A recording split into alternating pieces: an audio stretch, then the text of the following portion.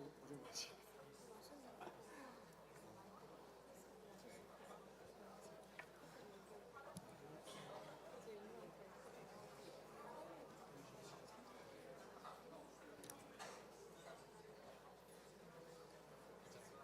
저도 떨리죠.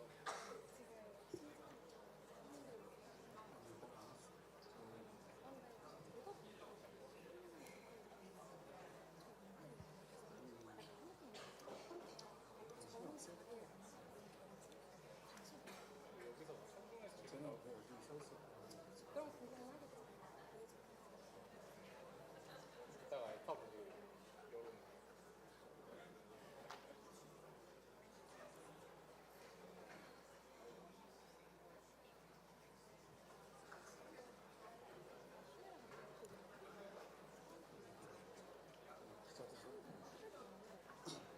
어린이들 이렇게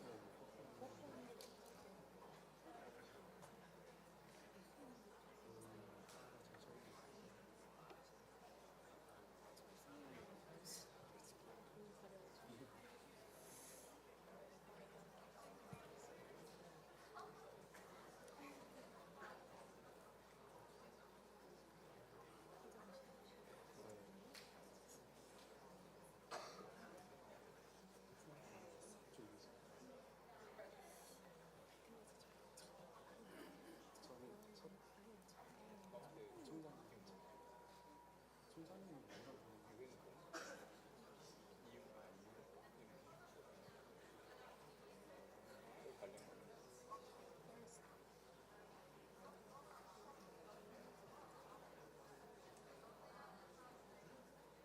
영국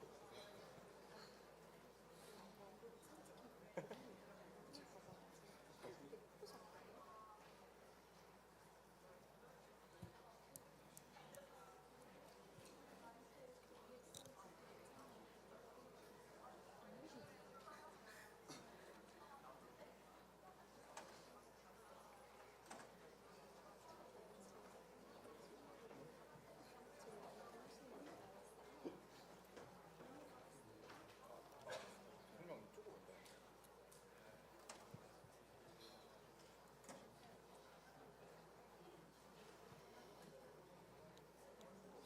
맞아. 근데 우리가 연습을 이렇게 많이 안 했어. 근데 어제가 처음이야.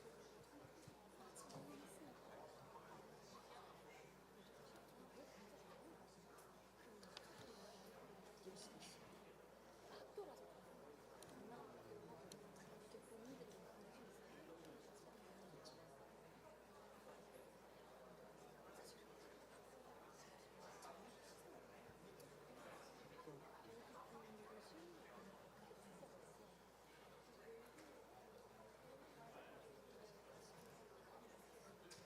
떨리죠. 뻔다고 해서 잘 되니까. 막상 시간 없어.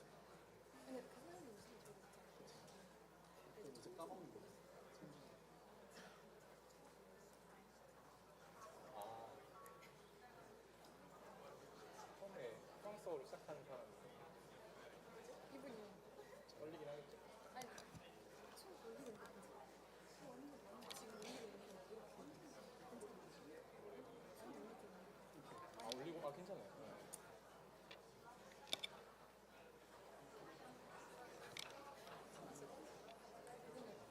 떨리실 것 같아. 교수님의 대사가 제일 떠는 거야. Let's begin.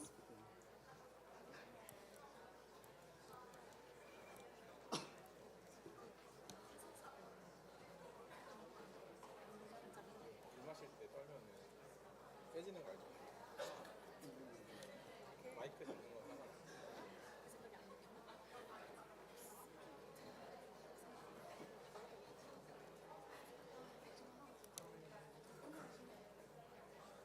끝나고 진짜 뭐 먹는 줄 알죠? 진짜 내려가세요. 해령이 그렇게 사가. 뒤에 부모님 못 가서.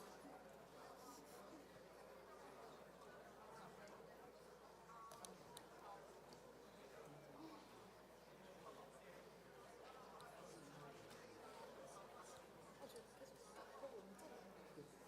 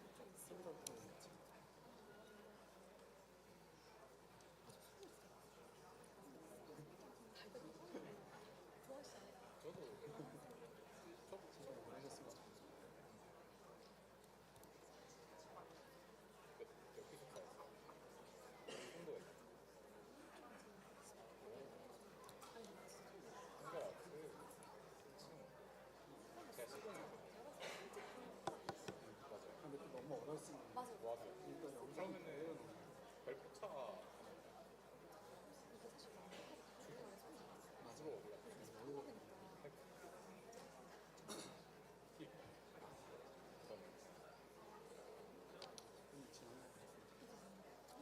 거기 그 코로나 때 다른 곳으로 옮긴 거 네, 그게 써졌다가 아메리칸 타운이라는 캠퍼스 타운 옆으로 옮겼는데 거기서 장사가 잘 안 됐어.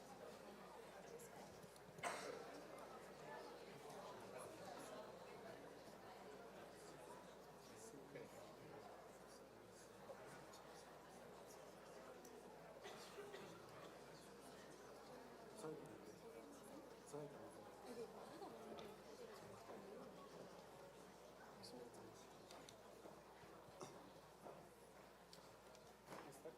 걸요. 꼭 해봤자 얼마 안 걸려.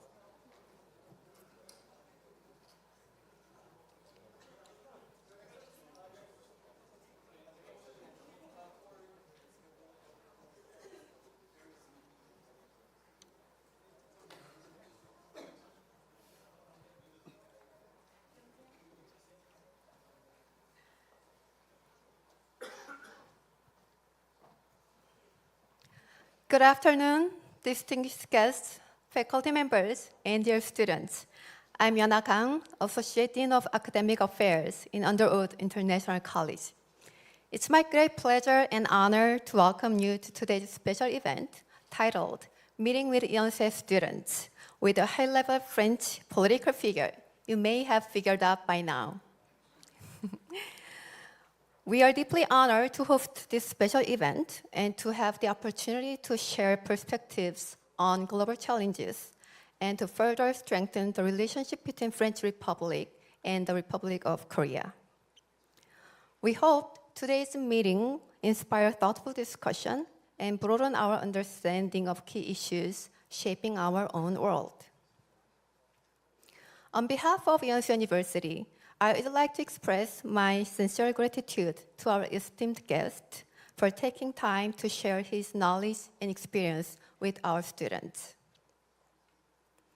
For the smooth progress of the event, we kindly ask you to turn off your electronic devices or turn them to silent mode. We appreciate your understanding.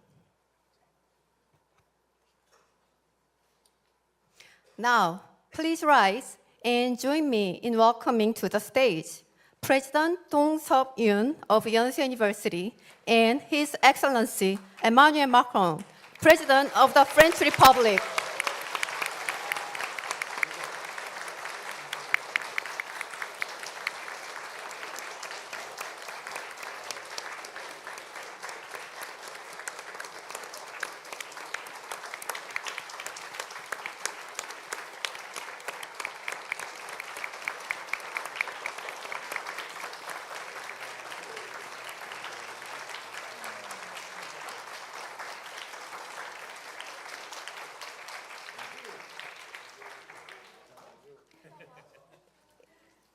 It is now my pleasure to invite President Dong Seop-yoon of Yonsei University to deliver his welcome remarks. Yeah. Your Excellency President Emmanuel Macron, distinguished guests, and students and colleagues. It's my great pleasure to welcome you to Yonsei University. I do not think President Macron needs much introduction to this audience. He is a leader known around the world, and it is a real honor for us to welcome him to Yonsei today. This is a very meaningful occasion for our university community. President Macron's leadership has engaged many of the defining challenges of our time, and his presence here gives our students a valuable opportunity to think about the future with broad vision and deeper responsibility. I have heard that today's lecture has drawn tremendous interest from our students. That's why I believe the Yonsei students in this hall are truly fortunate. They have the rare chance to hear directly from a global leader and to be part of a moment that will inspire them for years to come.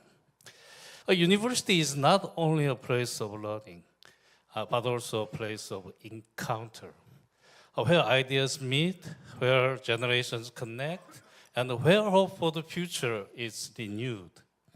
That's what makes today's remarks especially meaningful. Mr. President, thank you very much for being with us today here. Your visit is a great honor for Yonsei and a memorable encouragement to all our students. Ladies and gentlemen, please join me in warmly welcoming His Excellency Emmanuel Macron, President of the French Republic.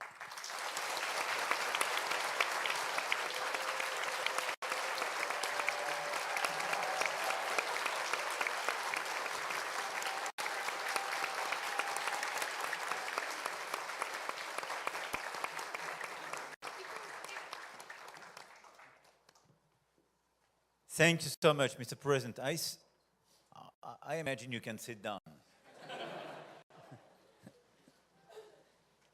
Thank you very much for welcoming us. I want to thank especially those who started our national anthem, because I hear that just before your speech. And thank you for your presence today. And I want first to apologize because we were late. We had a much longer discussion with your president, which is in general in this business quite a good signal. Means that we have something to say, to share, and we brainstorm together. So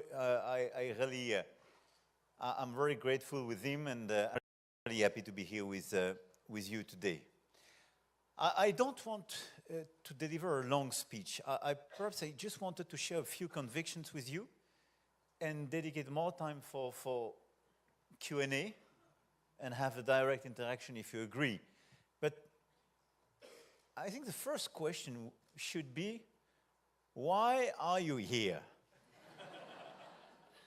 And my conviction is that our two countries, based on their students and young people, have much more things to do than what we are doing today. We have much more in common, and in the current global environment, we really have a common agenda. And this is exactly what I wanted to start with and what I wanted to share with you. We are celebrating the 140 years of friendship and common relation. But the era which is started is quite different. Why? We have wars in Ukraine because of the aggression of Russia, Iran, a lot of instability, obviously a lot of threats. And we were used to a global order based on some certainties, some stability, and I would say a garant in last resort. Let's phrase it like that. And everything is changing.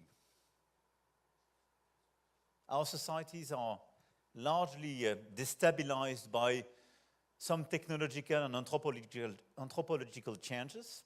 Probably we will revert on that. We were hurt by a pandemic.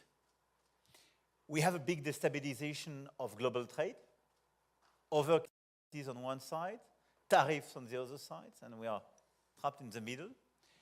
And there is a doubt on the predictability of a lot of big powers in this world and how this international order can function.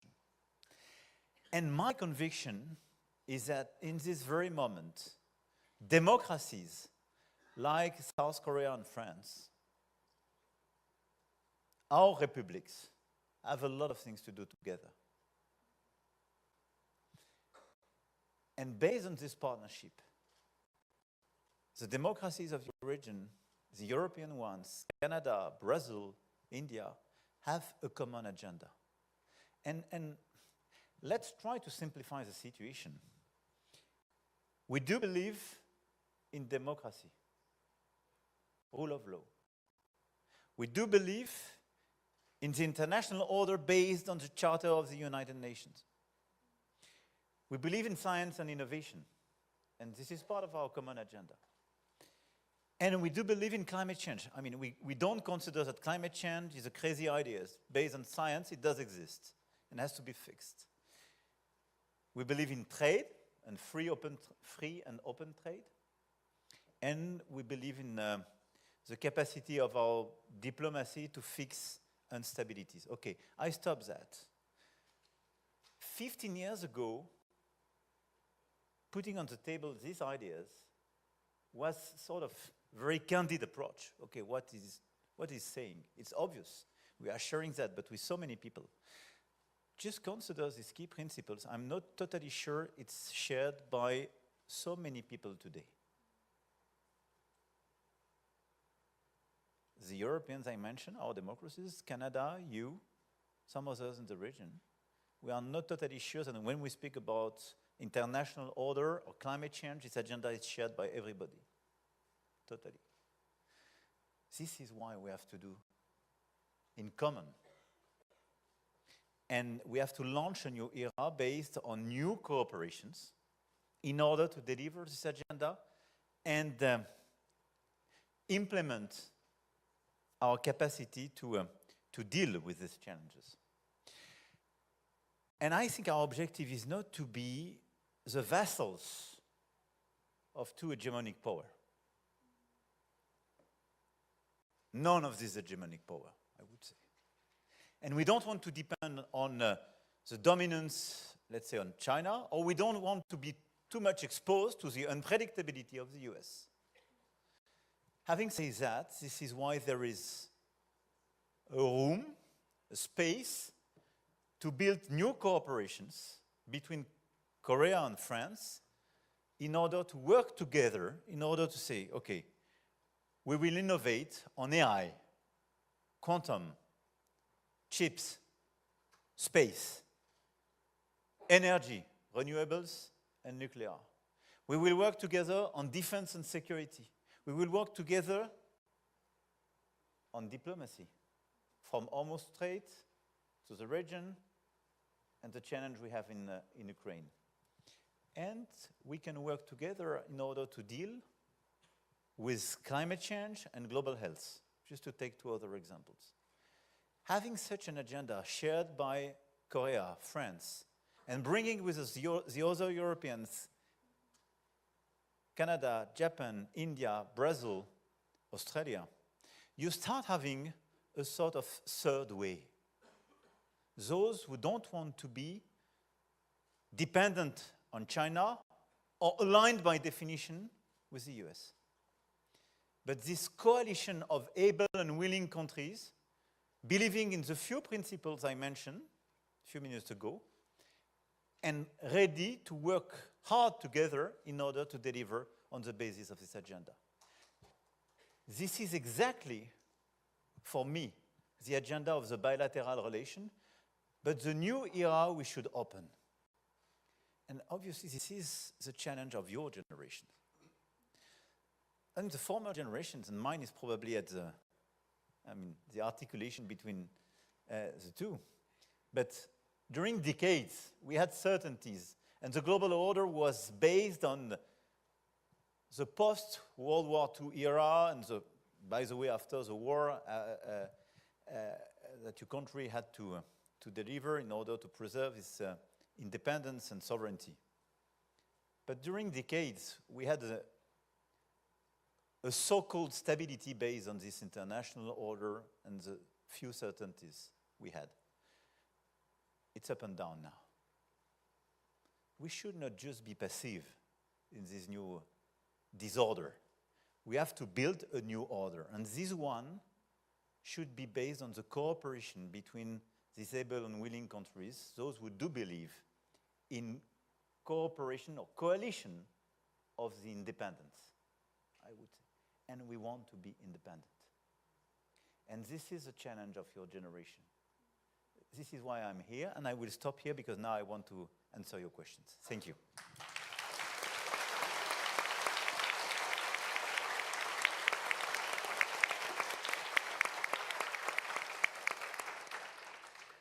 Thank you, Mr. President. We'll now begin panel discussion with students from Yonsei University. So today, a group of Yonsei students will engage in a conversation with President Macron, sharing their perspectives and questions on global challenges and the future of cooperation. So let us begin. Bonjour. Je m'appelle Yonsei Cho, and I'm a senior majoring in political science and international studies at Yonsei University. It's truly an honor to meet you. To begin, I would like to raise a question that reflects a broader perspective. Nowadays, it seems like international cooperation is becoming increasingly fragmented. In this context, how would you view the future of international cooperation on major global challenges such as climate change, biodiversity, global health, and trade, especially when major powers are stepping back from dialogue and cross-border cooperation?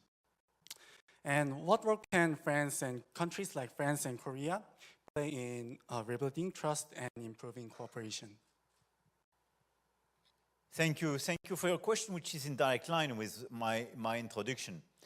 You mentioned a lot of topics from biodiversity, health, climate change, but we can add AI, quantum, as I mentioned, and other fields of innovations. None of this challenge, none of this field of innovation can be addressed by a single country. It doesn't make sense. The only way to make progress is through cooperation. And the first one, the basement, is this is why I'm here. This is cooperation among students, academics, and researchers. And it's extremely important, and this is why this model, university, by definition, by DNA, is not a national exchange.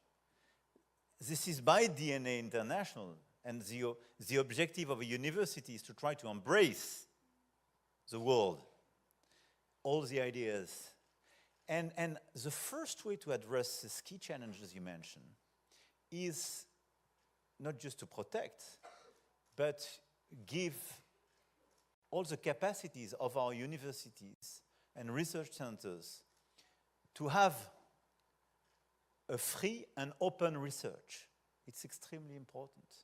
Our research, our discussion, obviously the teaching in our universities should not be directed or controlled by the government. It should be free and open, meaning it should be defined by those recognized by their peers and respected by the other academics and researchers as the one being entitled to precisely teach you. And they are the one to define the way to teach you and the content of your studies. And second, the fact that this research in your universities, in our universities, our research centers is free and open is extremely important. Meaning the government are not the one to say this topic should not be a topic of research or this topic is forbidden. Doesn't make sense. It's not consistent and compliant with our democratic values. And so the first way to deliver this agenda and make progress on biodiversity, health, climate change, innovation in quantum and so on, is to protect the free and open science, is to protect our universities and research centers, and to encourage the cooperation between these universities and research centers. This is a top priority of this very moment of the global order. And what we experienced during the past few years is a sort of fragmentation of this cooperation. Some countries started to block some cooperations, unhappily. Some other countries started to literally kill the financing on some fields, some areas of research, which is clearly a betrayal of the spirit of coordination and cooperation that we need. So first one, what you do here and what we have to protect. The second one is We will make progress in these different fields by the innovations made in our labs, in our universities, in our startups and companies. And this one is based as well by DNA on cooperation. This is why we have to encourage this cooperation by any means. This is part of the bilateral agenda, and in a much broader approach, this is what we want to encourage in the bilateral relation, but as well through different countries. The last point is we have to create the right framework in order to encourage this cooperation between governments. 11 years ago, we made a great progress in climate with the Paris Agreement because we were able to build an agreement between China and the US first and enlarge the agreement and bring everybody together around the table and to say, we will take commitments to reduce our CO2 emission and in order to address what is by definition a global challenge. A few months ago in Nice, we managed to do the same for the oceans with UNOC. We had this United Nations conference. So for the first time after a decade, we managed to have the relevant number of ratification to protect the high seas with what we call the BBNG, for the high protection of our oceans. The only way to make progress on these topics and to build a relevant and efficient international framework is to manage to bring together even those who have different interests, even those who are confronting on other fields, but to say, okay, here, this is a global challenge. And when we speak about science, health, climate, by definition, we speak about progress for the whole humanity. So we should stop competing for a while, and we should say how to build the right compromise and work together. So university, cooperation among startups, companies, and large corporates, and third, the international framework to have this efficient multilateralism. This is a way to deal with these key challenges. Thank you, Mr. President. Bonjour, Monsieur le Président. My name is Yezi Park, and I'm currently working as a product researcher in a digital mobile platform.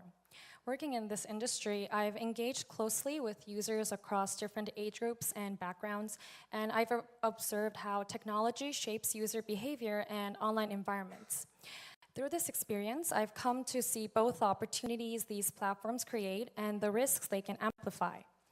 As you know, there are growing concerns about how these platforms may deepen social divisions and tensions across different communities and cultures. In that context, I would like to ask for your thoughts on how we can prevent a worst-case scenario where digital platforms accelerate radicalization and fragment social cohesion. Ultimately, how can we avoid these dynamics, weakening our social and democratic systems? Thank you. I think this is a very relevant question. And I don't want to be, I'm never pessimistic. So I don't want to say it's already too late, but let's be honest. Radicalization and fragmentation in our societies, it's no more risk. This is a reality. So now the question is how to correct it and how to deal with the initially unexpected and negative effects of these social platforms. And let me start by saying I'm a true believer in innovation. And I think our two countries, by the way, have a lot of appetite for innovations. We innovate a lot, we do believe in that, and I think it's very important that we have the relevant players in Korean and French societies to innovate, create, etc., etc. But having said that, when you look at the social platforms and the way it's used by our fellow citizens, I mean, we are creating an impossible world. First, the impact on children and teenagers is super important and largely negative. We asked for a scientific report 2 years ago in France. A lot of countries did the same. In the region, Australia did the same. It's quite clear that when you look at the situation of mental health for teenagers, when you look at all the negative consequences and the correlation you can establish with precisely mental health, loneliness, stress, etc., for children and teenagers, we have a big issue with social networks. This is why in France we are passing a law in order to ban under 15 years old social networks. So we will have at the European scale a verification age process, and we will define at a national scale a digital majority, and we will say for France, under 15, no access to the social network. Why? Because you are not ready emotionally. And I think it would be crazy to say we will delegate the brain and the emotions of our children and teenagers to these social networks. So we protect them. Exactly as we decided decades ago not to give alcohol or not to leave our children and teenagers to go alone everywhere in this world, because some places are more exposed than some others, and you have to be ready properly. And in parallel, we want to increase the place of, the reading, fundamental education, but as well to make sure that our teenagers are, I would say, fully equipped to be exposed to the social networks. This is the first point, but this is, for me, the basis. The second point is exactly what you described. As I mentioned, this is not a risk of fragmentation. By structure, by DNA, the social networks, the social platforms, create polarization and fragmentation. Why? Because when you look at the way it's structured, you follow some people and you are followed by people. And the community you create through this approach is a community of like-minded people. And progressively, if you inform yourself through these social networks, and through the accounts you follow, and through the guys reacting as followers to your account, you have, by design, I would say, a bias. Because you are exposed to people who decided to follow you because they believe in the same thing, because they have some affinity with you, and same on the other side. And this phenomenon creates a cognitive bubble. You are trapped in this bubble because I follow you and probably you follow me because we had the same education, we believe in the same ideas, we are obsessed by the same things, and so on. But it's not the right representation of what a nation is, what a community is. So this is the first bias. So the second one is that because everybody is hidden behind an account, and you are not forced to have your identity, you are not like we are in this room. You see my face, I see your face. If there is a bad behavior, I can say this is a bad behavior, and everybody will recognize your face. Don't worry, I don't speak about you. But if everybody is hidden, we will start behaving badly because there is no more incentives to just what is the basis of the civilization. And this is the second problem we have with the social networks. The fact that you are not sure it's not a fake account, and clearly there is a predominance of hate speech and excessive speech, I would say. So when you see you are trapped amongst yourselves in this cognitive bubble, and there is a premium for those who go to the extreme, by design, these social networks push you at the maximum of what your community is ready to listen to. The third point is about algorithm. And when we speak about social networks, we speak about business models. A lot of you probably inform yourself on these social networks. You exchange on the social networks. But are you paying something to do so? No. Why? Because there is a business model, but this business model is not obvious to you. This business model is based on data. And through these exchanges, because you go to certain accounts to inform yourself because you exchange information, you interact with your friends and families, you exchange data. This data is the one to be used by this social platform because they sell this data to make individual advertising business, much more efficient than the classical one. So they have a business, which is not the purpose of your interaction with this social platform. And this is the big misunderstanding of everything. We are delegating our social relations, sometimes the way we inform yourself, the relation with the rest of the community, to these platforms whose business model is not to create that, but to sell our data to make money with big brands, products, and so on.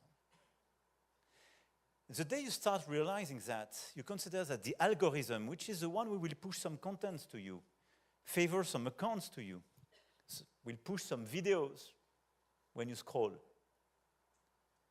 They do it for what? Create a maximum level of excitement.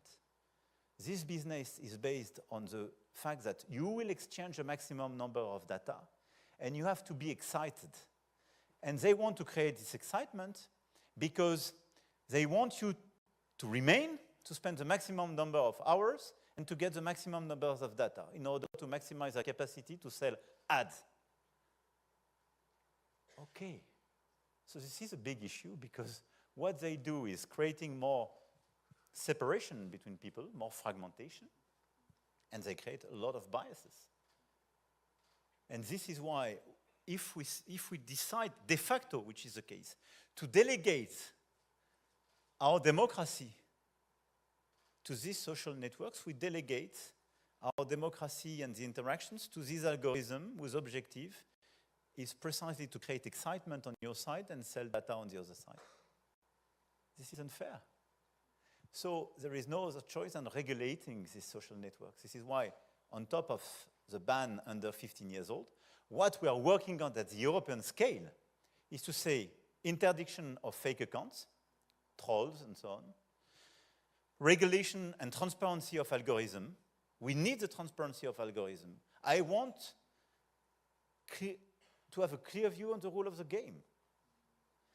Interdiction of the ad business in electoral period, because everybody can buy and create some bias during your elections, and regulation of the contents. There is no way that a speech which is forbidden in this area should be allowed on social networks. So hated speech, racism, homophobia, etc., has to be forbidden and controlled and regulated with the responsibility of the social platform when we speak about this field. Here are some convictions, but this is one of the key challenges for democracy. And look at the situation. In the US, they decided to delegate all this question to the social platforms themselves, because a large majority of them are Americans. I don't have the feeling that the society is super happy with that. But they decided de facto to delegate the functioning of the democracy to private interests. In Europe, we are fighting hard to regulate. This is, for me, one of the hottest topics we have. In China, they provide some of these big social platforms, and the most successful one. But what they decided, they totally banned the social platform for themselves. They have another one for their children and teenagers. For the rest, total ban. This is a good signal.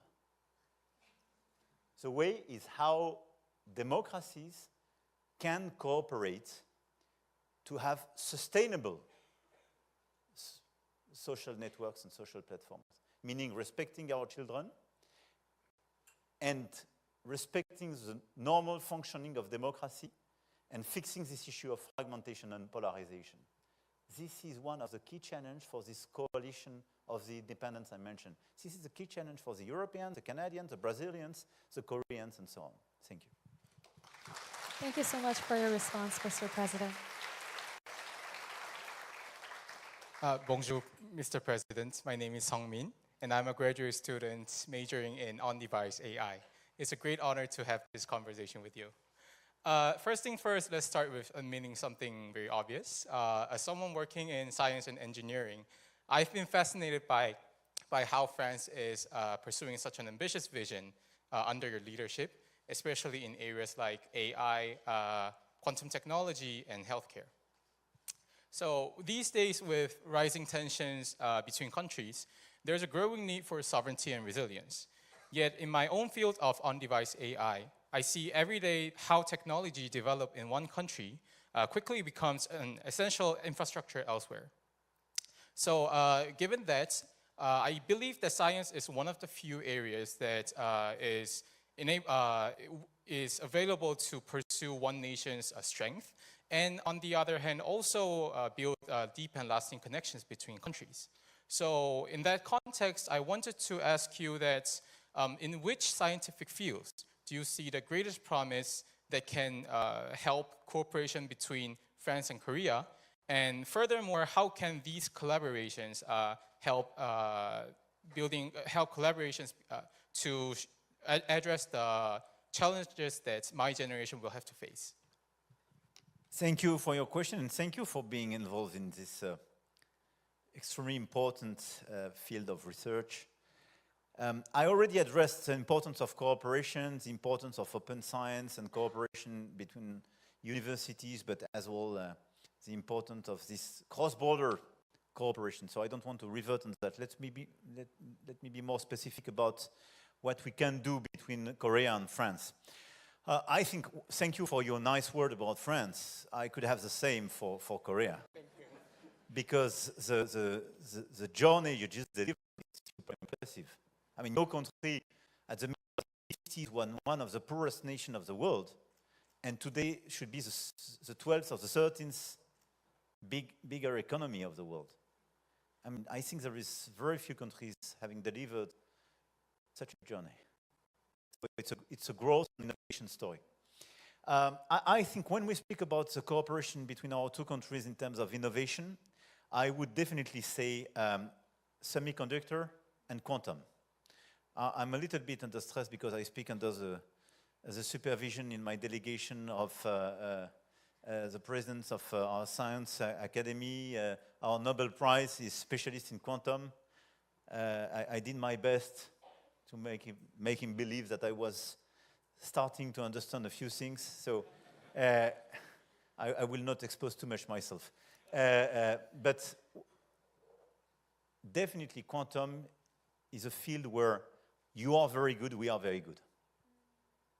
And by the way, a lot of our labs are building new cooperations with yours, and our companies are precisely sealing new partnerships together. So quantum is a field where if we work together, increase our capacity, we can deliver and achieve some concrete results. And delivering the exascale computer and some of these key achievements of quantum is key. Second, on AI.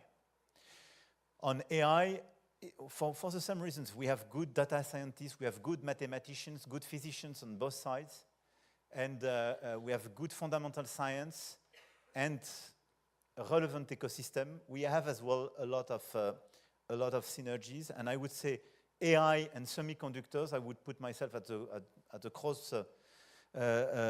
crossing of these two fields. This is an area where we can do together. France is one of the key places of innovation in France. ST Microelectronics, and obviously with Samsung and other leaders, you are key players in these categories. And everybody is running in order to deliver more semiconductors, but as well to innovate, to decrease the size. And it's one of the key elements of the AI infrastructure. So on this field, plus all the innovation, we have a space of cooperation which is extremely important. Third, healthcare and health innovation. Our two countries have as well a great tradition, but we are accelerating on some field of research, and this is a place where we have both labs and startups. So we have a lot of existing fields of cooperation and we want to accelerate. I would say fourth, innovation in nuclear energy. Laser fusion, obviously improvement of fission, and optimization of the cycle. We are competitor, but we have as well good research centers, and this is exactly, and this is what we have to elaborate, because we are competitor, but the question is, we have so many common challenges, how remaining competitors, we define some space of cooperation where we put our assets in common, our financing in common, our labs in common to say, okay, we want to deliver that together. It's super important. So here are some, I'm not comprehensive, but I speak about some fields of very important cooperation where if we work together, we can achieve very concrete results. But what's very important is what we will build together will allow us to be more independent vis-à-vis some others. And I don't believe in autarcia. My obsession is not to say your country, my country, has to be 100% independent. Doesn't make sense. But I want to be in a situation to diversify and always to choose where I decide to be dependent and is it sustainable, which is the difference between independence and autarcia on one side, but the difference between being free and being the vassal of everybody else. And neither Korea nor France want to become the vassal of a big power. And the main risk in this different field of innovation is because the US on one side, China on the other one, have very powerful approach and very powerful strategy on AI, on quantum, on energy. Their intention, with different rules, I don't put an equal between China and US. They are totally different. One is a democracy, the other one is not a democracy.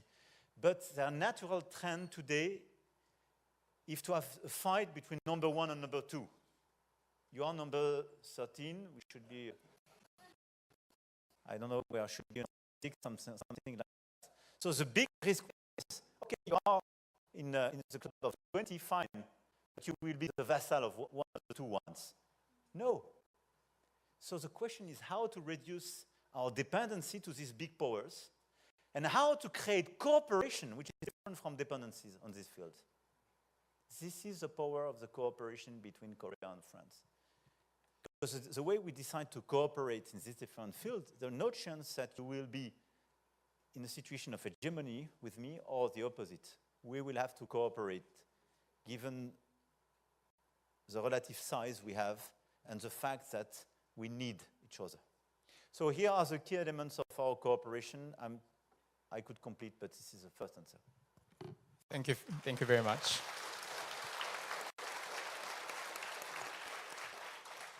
Bon après-midi, je suis très contente de te voir.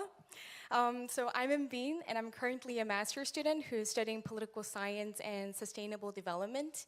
And as we are seeing today, we are confronted with rising geopolitical tensions and economic instability that leads to democratic backsliding, which is the key issue that both France and Korea are focusing on because we are the democratic countries. So, I really wanted to ask at this point, these challenges are showing us that the progress that we've made is not sustainable and it's not guaranteed and it can be reversed at any time. So I would like to ask, what kinds of efforts are needed at the individual, the governmental, national, or international level so that we can ensure the sustainable development? Thank you. I think it's a super important question. First, it's part of our DNA, being a democracy, and France, as philosophers, your president mentioned earlier, the importance of enlightenment in France and our philosophers about democracy, rule of law, and so on. And your country experienced during the past few years a democratic crisis. We had our own crisis, and nobody is immune. And you're right, we have to be very humble. But I see the current mood is to say, okay, democracies are weak in a certain sense. It's slow, People don't manage to find consensus. It's more and more divided. And there is this narrative in our democracies to say, if you want to be more efficient, just let's adopt a system which is more efficient, led by business leaders or more authoritarian, etc., etc. It was a narrative existing in your country, and I want to commend your people, your current president, by standing very clearly and defending democracy and protecting democracy. And this is existing everywhere. I really believe that the best way to address our current challenges and design long-term development for our societies is through democracies. Why? Because this is the only place where you can share an open information. You can have debates. You can disagree. But through these disagreements and the time the debates take, the time of democracy, it's not a slowdown. It's just a time you need to correct the imperfections, to work together, to build the relevant level of consensus to bring the whole society, but as well to improve the solution. And I think the best evidence of that, and probably we didn't sufficiently make the open feedback of this period of time, but it's a pandemic, the COVID time. Just remember, we were beginning of 2020, let's say mid-2020, confronted to the pandemic everywhere. We had the debate in our societies. What's the best model? And I have a clear memory of that. A lot of people were saying, China is super efficient lockdown everywhere. On the other side, others were saying, okay, here, total openness and so on. And our countries were trapped in democratic debates. So we did the best we could do in democracy. So we say, okay, we will base our decision on science. So a lot of our countries established independent scientific committee. We did so. We had a lot of debates to criticize the government. You are doing too much. You are too strict. The week after, now you are too flexible. But we stick to the science. We took the right measure. We accompany our people. Look at all the scientific report of this period of time, issued in Science and so on. The best in class, by far, were democracies. In authoritarian regime, the short-term answers seem to be the same. I remember as well the Russian vaccine, super efficient and used by some other authoritarian regime, even some place close to this one. It appeared it didn't work. But there was no open science, no assessment, no shared information. Those who delivered the best results in front of COVID were democracies. And the retext is super clear. Because it was based on open science, open debates, attempt to build a consensus with dissenting opinions, which does exist in democracy. Consensus is not unanimity. And it was based on this permanent debate. So I really believe that democracy today, in an open world of online and permanent information, is much more challenging. But it remains the best system by far. Now, the point is, it's never achieved. So we are at a moment where we have to reinvent it. And for me, one of the main issues is the one we discussed with your fellow colleague. Because as they are creating fragmentation, as they are clearly encouraging plotism and threatening a lot of this basis of our democracy, it's put at risk. But this is our role collectively, to be lucid about that and to correct these negative impacts by some regulations, by a better education and so on. And let me finish on one point.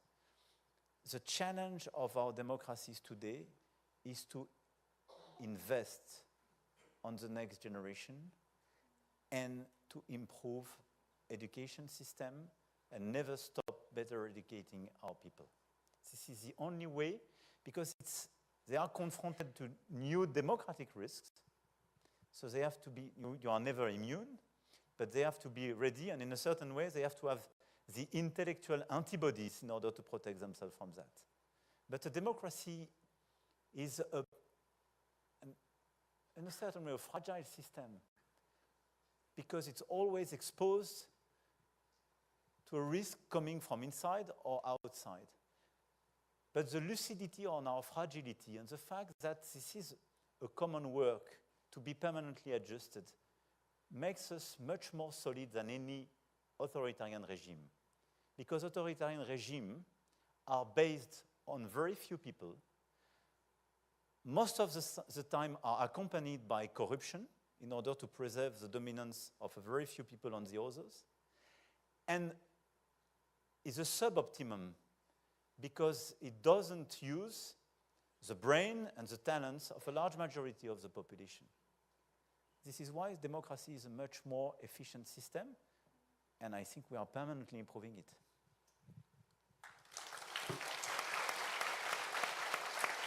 Thank you for your response. At this point, let me bring our discussion to a close. Thank you very much for this meaningful and engaging conversation. I can take one last question. Allez, vas-y. Okay.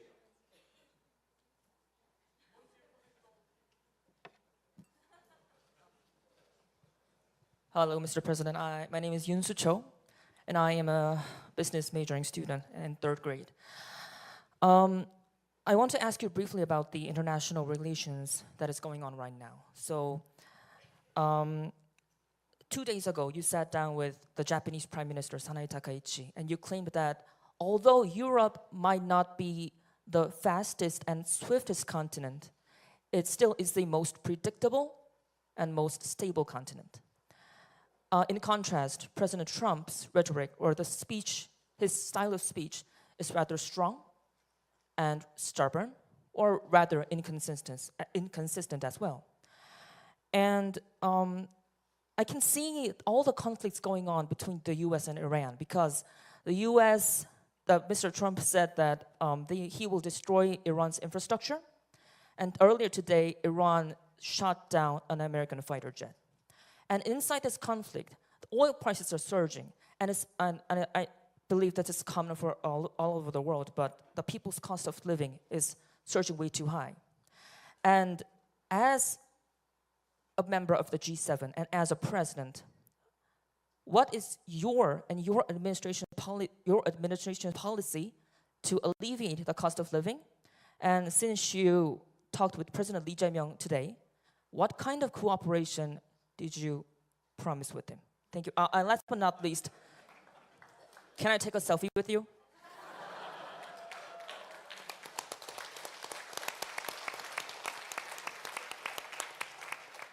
So, okay, for the second one. I will elaborate a little bit more for the first one. I think the situation where we are is quite challenging, to be honest, because the US is a great country, and they paid a very high tribute for your country and peace in your country, and they pay a very high tribute for peace in Europe. And the D-Day in France is not to be forgotten, and they played a very important role to build this international order I mentioned after the Second World War. And they are the garant in last resort of this international order in a certain way. The problem we have is the day the main countries with the highest responsibility start to jeopardize themselves the international order. And I think our responsibility, it's true for the G7, and even more broadly I speak, some big countries are not part of the G7, which is based on democratic values. So China is not part of the G7, but they have a very high responsibility in the international order. What we have to do is to stick to the principles. We signed a charter building the United Nations. And the day you start creating yourself double standard, what is your credibility to avoid war? The day you say, I don't like your regime, I don't like your organization. I consider you are threatening your neighbor, so I will intervene and bomb you. You open a Pandora box. Because nobody, I mean, why shouldn't the other do the same? So this is why I really think that being compliant with international law does make sense for everybody. And this is why, if we go to Iran, we say, we do believe in international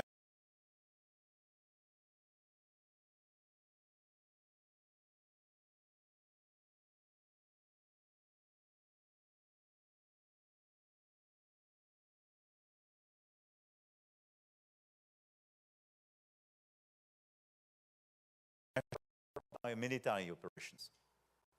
Look at what with this type of operation in Iraq, in Afghanistan, in Libya, we never delivered. Never. Even after 20 years. So you have to respect the sovereignty of people. If people want to change a regime, they want to react, step up, they can do so. So now the situation is, what are our objectives? Number one, as soon as we can, ceasefire. Comprehensive negotiations in order to make sure that the international community have a full view and a relevant monitoring on nuclear activities, ballistic activities, and on the regional proxies used by Iran to create destabilization. This comprehensive framework is the one to be built through negotiation to empower United Nations agencies to make the following of a sustainable peace. And with some retaliations if this is not respected by Iran. But we have to build this framework. So what we want to do is to be part of that. We have a specific topic which is clearly impacting your country and more broadly a lot of countries in the region, and de facto, given our interdependencies, the whole world is Hormuz Strait. Because a large majority of the oil and gas used in the region and in your country comes from that, through the Hormuz Strait. We want to reopen the Hormuz Strait.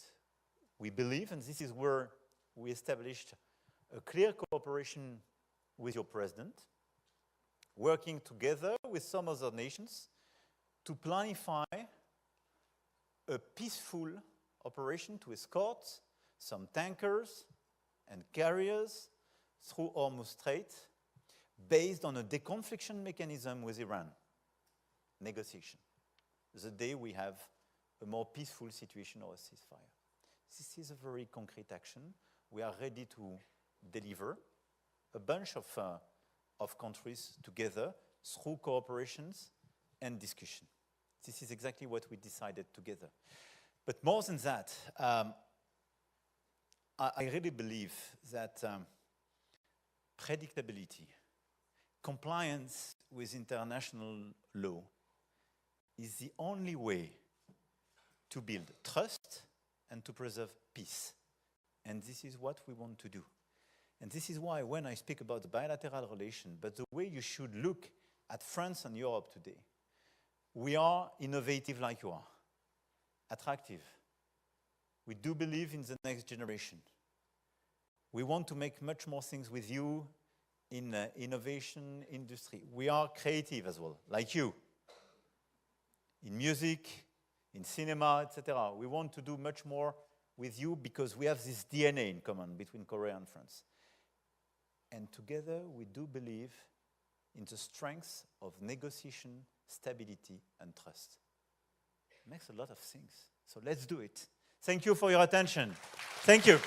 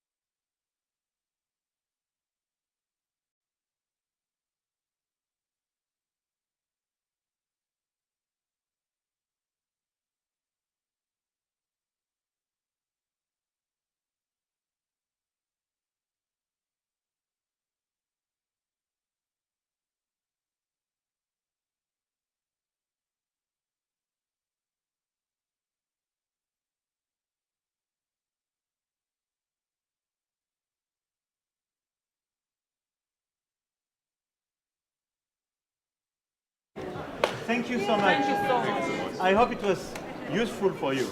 It is. Thank you so much, Mr. Chairman. Thank you. Thank you. Thanks so much. Thank you so much.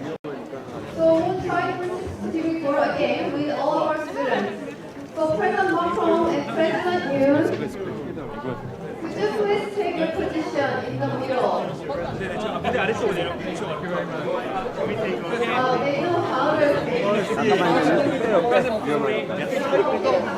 Merci à toi. Comment are you? Thank you. Thank you. Merci. Allez-y, venez. We will escort you downstairs for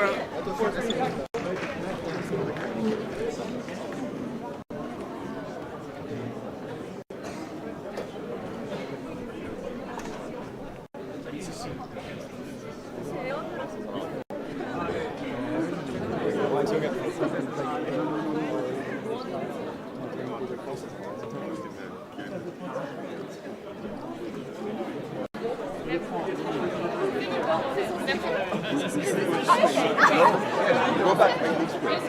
Down this floor. You close the door there. Yeah, go. We go this way. This way. You want to go this Go, way. keep through. Okay.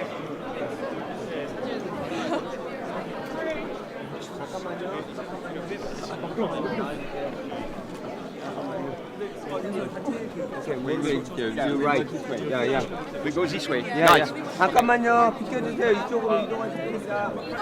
네, 이쪽으로 이동하실 거예요. 이쪽으로. 네, 이렇게 나가실 거예요. 네, 이쪽으로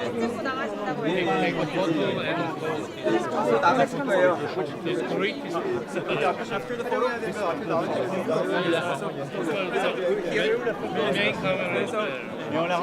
잠깐만요. 조금만 뒤쪽으로 가주세요. 너무 살짝만 밀고 학생들 이쪽에 계시면 안 돼요. 위로 올라가세요. 단체 사진을 위해서 이쪽 뒤로 오시면 됩니다. 뒤로 살짝 뒤로 오세요. 뒤로 학생분들 뒤로 오세요. 그냥 찍지 마. 넘어지지 않게 조심하시고.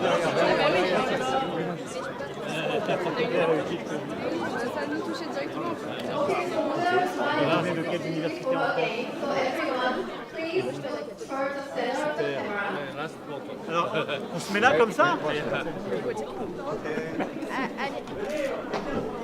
Comme ça.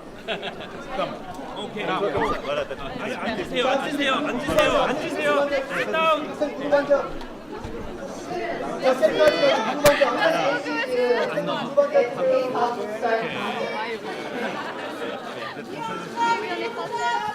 Vous êtes de où?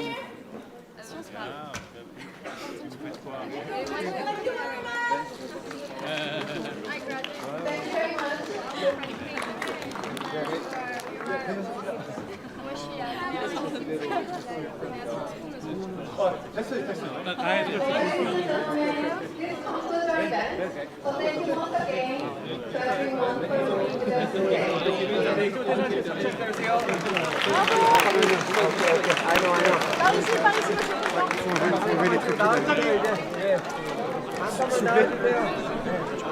Il va passer là.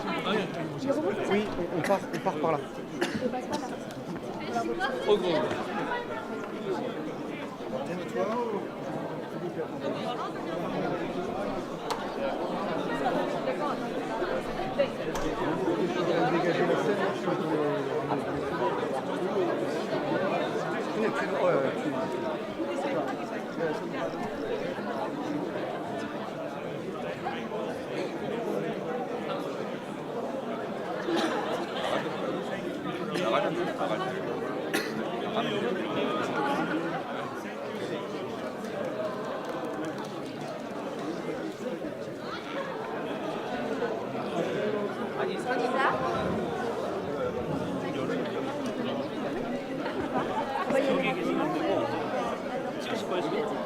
일로 올라온 거라서. 네, 다시 계속.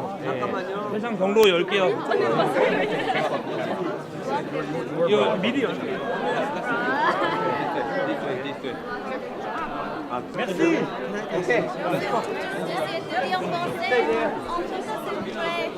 J'étudie à Sciences Po Paris dernière année. Oui.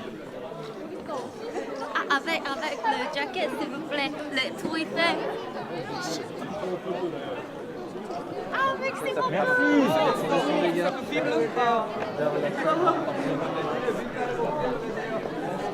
학생 잠깐만. K-A-N-G-J-E-G-Y-U.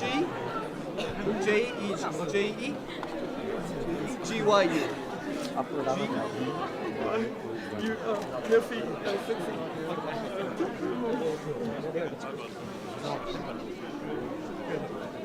Merci beaucoup. Thank you. Merci beaucoup. Merci à vous. 좀 있으니까 빠질게요. Merci à vous. Thank you.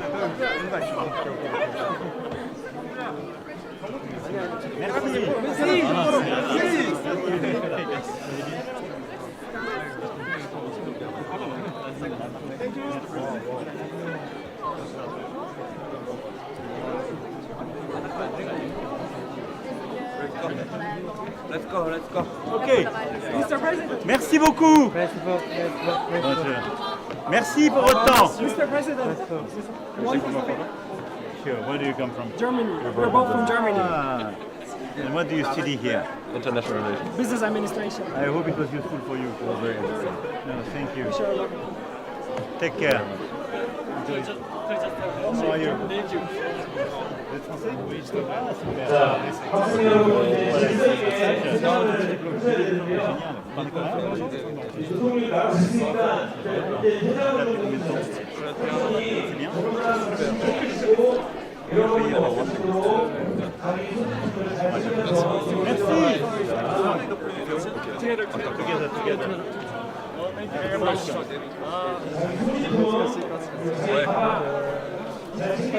Thank you. No. We are late now. Sorry.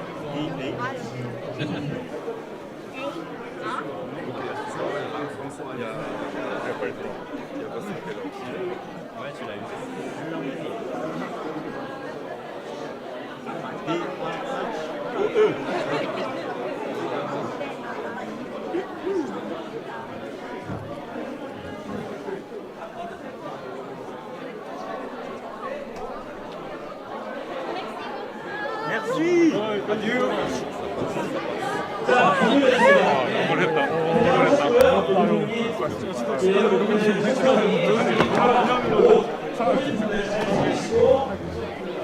들어오신 분은